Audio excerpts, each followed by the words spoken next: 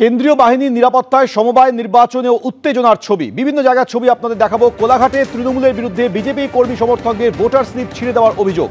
বাধা দেওয়ায় বিজেপি নেতা সাদ্দাম হোসেনকে মারধরের অভিযোগ তৃণমূলের তমলুক সাংগঠনিক জেলা সাধারণ সম্পাদক অসীম মাঝির বিরুদ্ধে।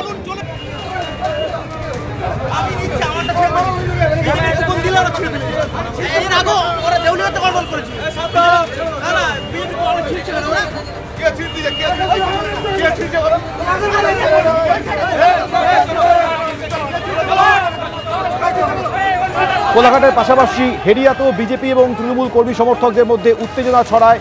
বচসায় জড়িয়ে পড়েন তারা, বাহিনীর সামনেই তারা বচসায় জড়িয়ে পড়েন। আজ বিভিন্ন জায়গায় সমবায় সমিতির নির্বাচন হচ্ছে এবং সেই নির্বাচনে কেন্দ্রীয় বাহিনীর উপস্থিতি সত্ত্বেও অশান্তির ছবি সামনে এসছে।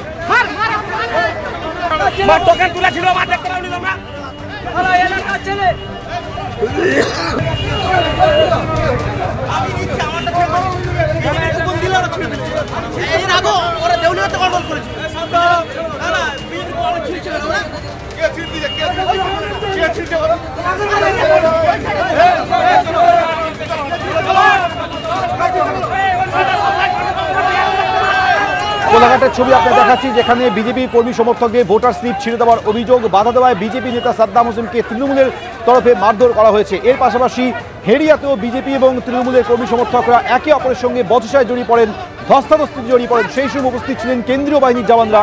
তাদের সামনে এই উত্তেজনার পরিস্থিতি তৈরি হয়।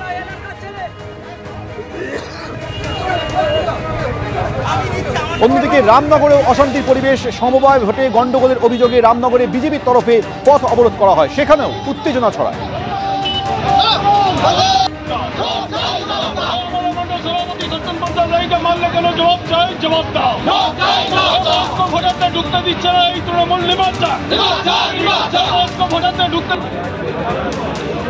কেন্দ্রীয় বাহিনী নিরাপত্তায় সমবায় নির্বাচনে উত্তেজনার ছবি। কোলাঘাটে তৃণমূলের বিরুদ্ধে বিজেপির কর্মী সমর্থকদের ভোটার স্লিপ ছিঁড়ে দেওয়ার অভিযোগে উত্তেজনা ছড়ায়। সেখানে তৃণমূল এবং বিজেপি কর্মী সমর্থকরা একে অপরের সঙ্গে হাতাহাতিতে জড়িয়ে পড়েন। অন্যদিকে হেরিয়াতেও সেখানেও বিজেপি তৃণমূল কর্মী সমর্থকদের মধ্যে হাতাহাতির পরিস্থিতি তৈরি হয়। বাহিনীর সামনেই সেখানে বচসায় জড়িয়ে পড়েন, অশান্তির পরিস্থিতি তৈরি হয়। হেরিয়ার ছবি দেখছেন আমরা।